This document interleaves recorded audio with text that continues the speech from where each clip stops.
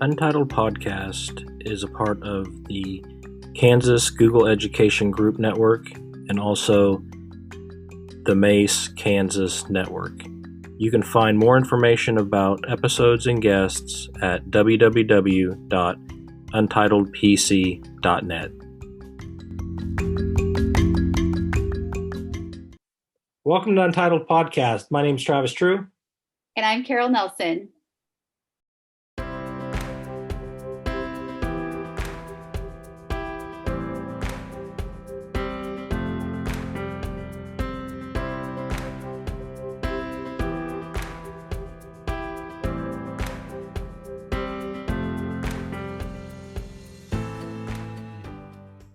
All right, welcome to Untitled Podcast.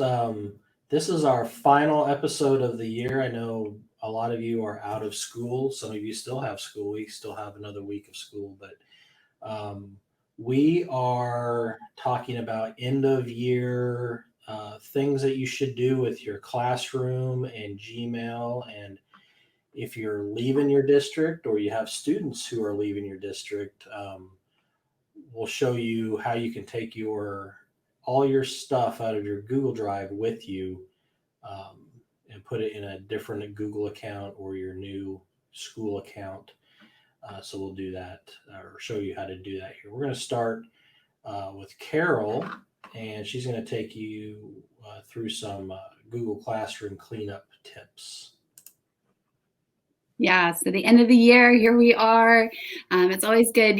I used Casey Bell's information here we're going to be looking at it. And her first tip is to reflect on the year. And what a year it has been. But think back to those good moments. We've had some good moments to get us through this year.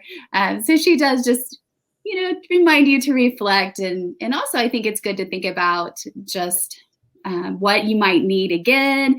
Those are some reflection pieces, how you want to organize things. So as we go through, just reflect on your classroom and think about those things. So tip number 2 is to look at your to-do or your to-review list in classroom and take a look at anything that needs to be returned. It needs to be reviewed and get those reviewed, returned. And I just love this section and I forget about it, to be honest.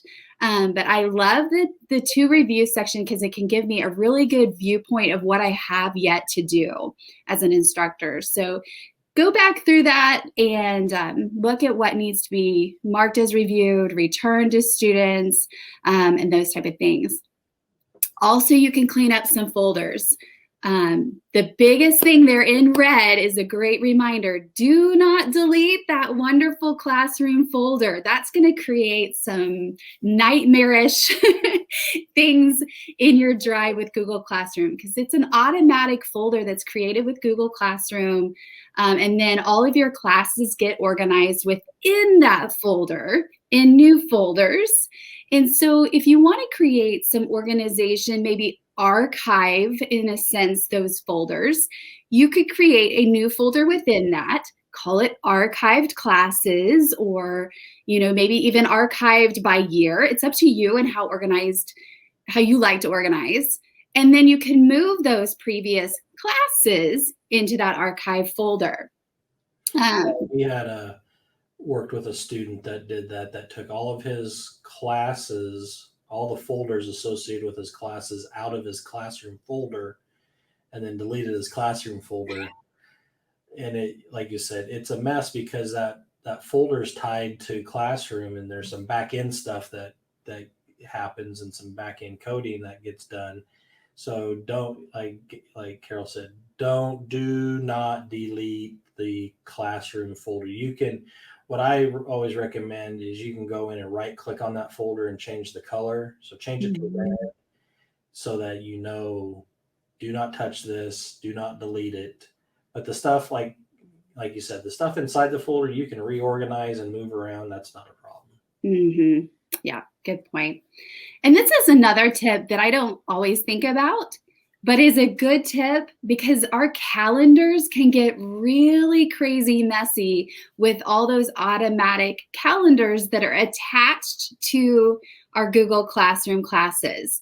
And so going back through and cleaning up some of those calendars that are associated with it, and you can hide those. You can get those out of sight, out of mind. I think that's a great tip that'll get you set up for fresh in the new year. And that's a very easily overlooked area of cleanup with classrooms. So that's a great tip. And what I love about Casey's post here is she does give you some little gifts or GIFs, depending on how you pronounce it. Don't want to offend anyone today. So she gives you some of those viewpoints so that you can see how it's done and go through that. And she gives you kind of the step-by-step for doing those steps and really helping you clean up. Her tip number 5 is to set up a classroom template for next year. So if you know you're going to be teaching that classroom again another year, you can copy that class and reuse, save you some steps. So there you go. And then number 6. Hey, sorry, Carol. Nope, jump on in. One other tip on that previous one. Yep. It's a good idea to, if you are going to reuse the class, go ahead and make a copy, because that kicks out all the students from the year before. That's a great point. So you don't have to go in and take those students out. It automatically kicks those kids out, and you'll have be ready for a new, fresh batch of kids for your roster. Yeah, that's a great point. Thanks for saying that. And then you can, once you've made that copy, go ahead and archive the old class. If you ever want to go back and look at anything within it, you can unarchive. It's very easy to kind of go back and forth. But then, you have that fresh start. No students in that new class. So you can practice to archive.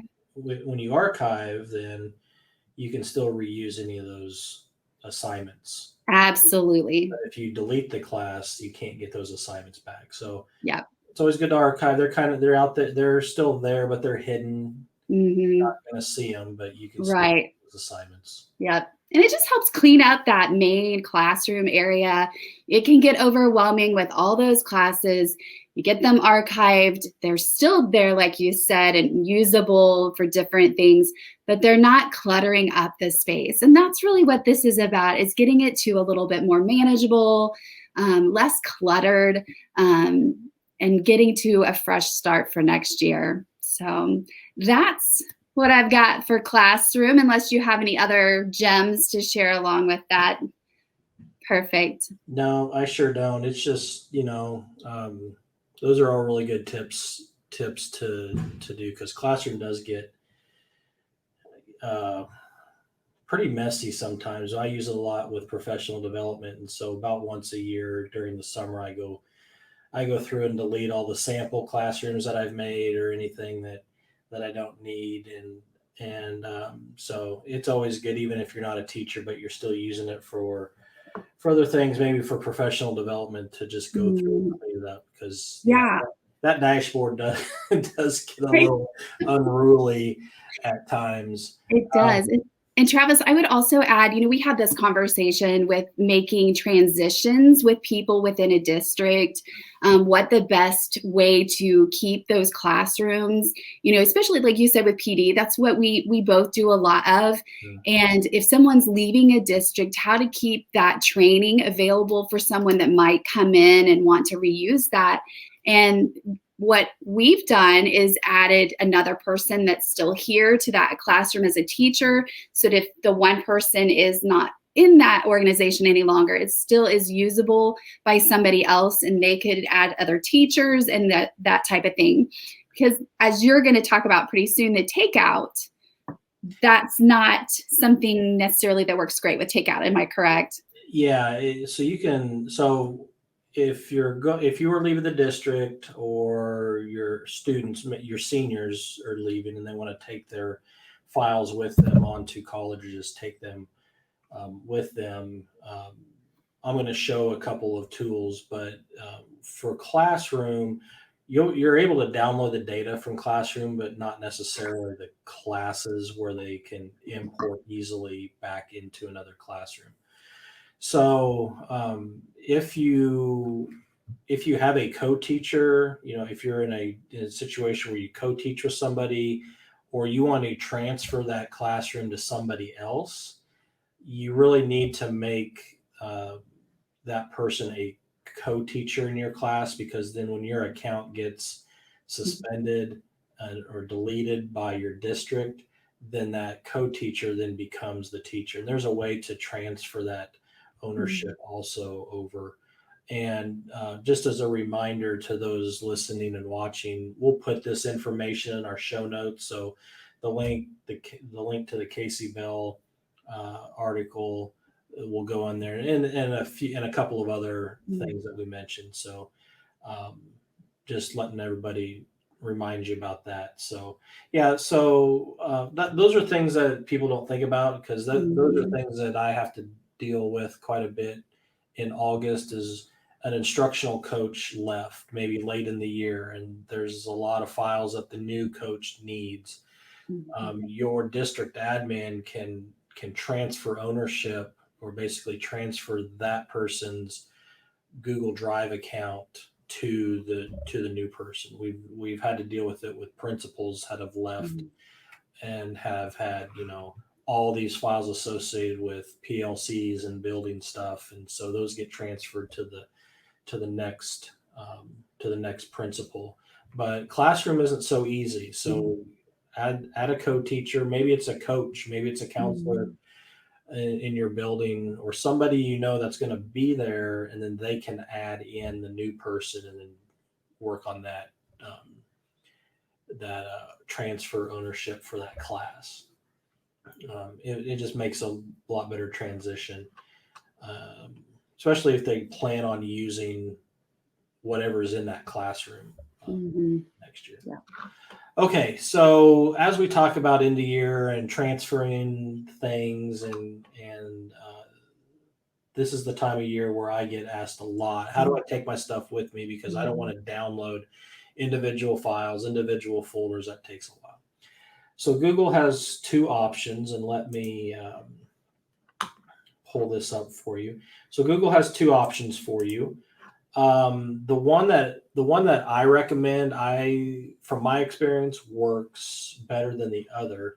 And I'll show you that one first. It's called Google Takeout.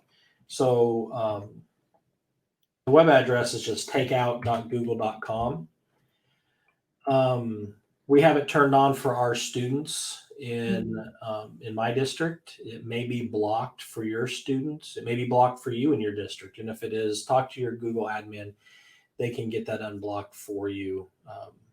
But basically, what it shows is it shows all of the Google Workspace tools that you have access to through your account.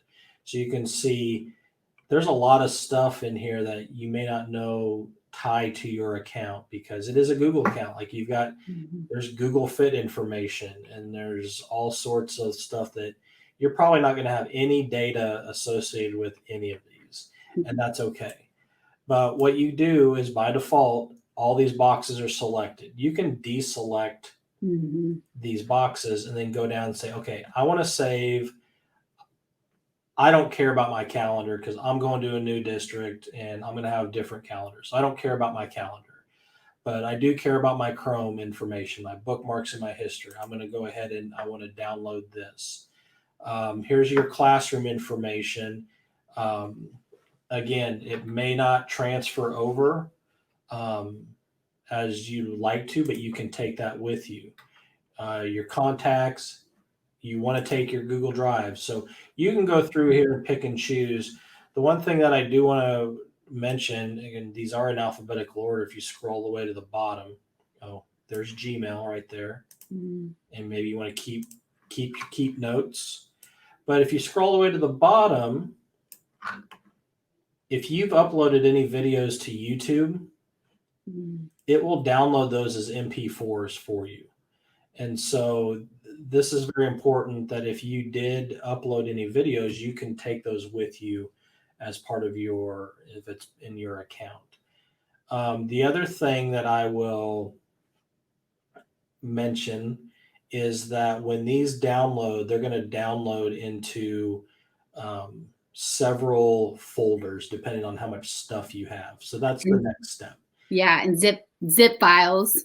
Yeah. Yeah. So Hey, Travis, will you scoot back up to where it shows the drive? Because what I love about it too is that you don't have to take your entire drive either. You can specify certain folders that you want to take, and that can be helpful as well. That if there's, certain folders you're like, personally I don't need these, that you can deselect that it takes all of it, and you can pick and choose the folders that you want to take with you. So and that's yeah, and these are going to be files that you own.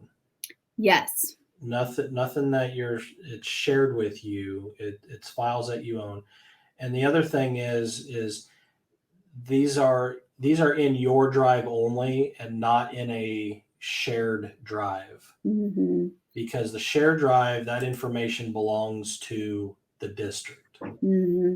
But And it's another great tool that can be used, for those items that need to stay with the district. I think that's a drive that's underutilized a lot. yeah, But because it belongs to that organization, that's such a great tool. If you're leaving a district, creating a shared file folder of the different lesson plans or things that you would want that person coming behind you to have, it's a great way to, in a sense, transfer information from one person to another. can you see my okay? Yeah. All right. Yeah, the share drive. We recommend anybody who's working in any kind of group or committee, like a PLC or a Hmm. building leadership team. All the files go in there, because when people leave, Hmm. the ownership doesn't matter, because the ownership Yeah. stays with the drive. Yeah. Okay, so once you have your data selected that you want to keep, you go to the next step. And this is where you're going to choose your file type and basically your destination. So the delivery method is they'll send you a link when your downloads are ready, or you can have it added to your drive. It's just this is the easiest, because Mhm.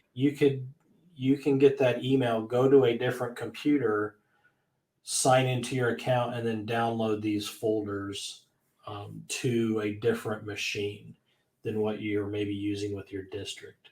Mhm. So we're just going to export this once. You can set it up so it exports it 6 times throughout the school year. So every 2 months you'll get an export.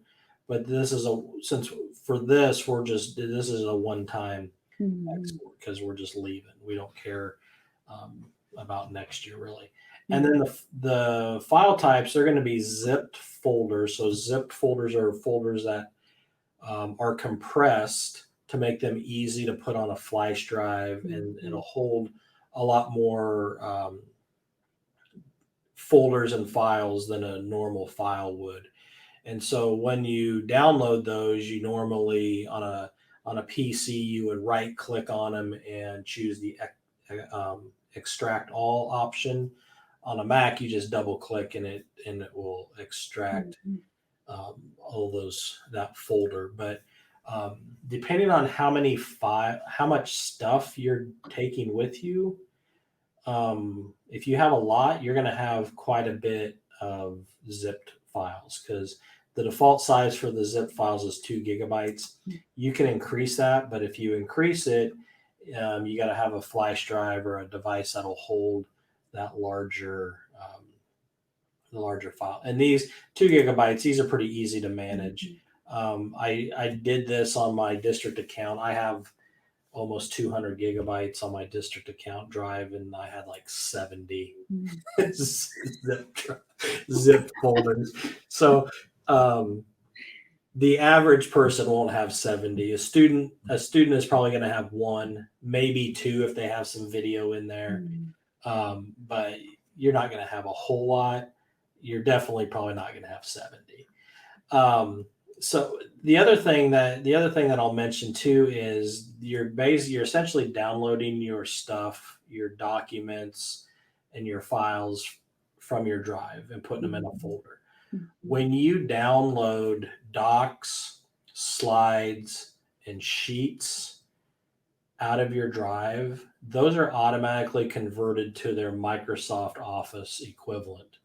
So what happens is these files get downloaded, the docs get downloaded as Word documents, the slides get downloaded as PowerPoints, the spreadsheets get downloaded as Excel files.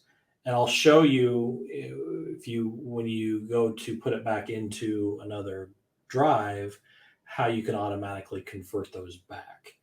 So don't freak out when you open up those files and you see a bunch of Word documents and a bunch of PowerPoints, because that's just what happens when you download those folders. Okay. So we picked our data, we got our file types chosen, and we're going to create the export.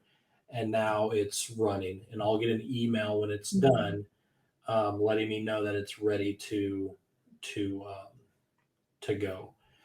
So that's Google Takeout. It's pretty simple, really easy to use. The other tool that Google offers is a direct transfer from one Google account to another. And so the way you access that is you come up to your profile picture in the top right corner, and you click on Manage Your Google Account. And then mine happens to be right here at the top. You may have to find it under Data and Personalization, and it's Transfer Your Content right here. So basically what you do is you enter the Google account email of the account that you want to receive all these files. So here's the issue with this. If you're transferring your school account, which is unlimited space, to a personal Gmail account, you've only got 15 gigabytes unless you pay for more on that personal account. So if you've got more than 15 gigabytes, like for me, I could never transfer my school stuff to a personal account. I just have way too much stuff. If you're changing districts, you may more than likely not have access to your new district account yet. So students, this can happen pretty easily with students, because they're probably not going to have more than 15 gigabytes of stuff in their account. But you put in your email address of the account that you want to send stuff to, and then there's a code that gets generated. You got to sign on to that account, put in the code so that basically you're tying both accounts together. And then you just go through and verify the destination account, which is your other account, and then you send it. I will tell you, I did this with a couple of accounts.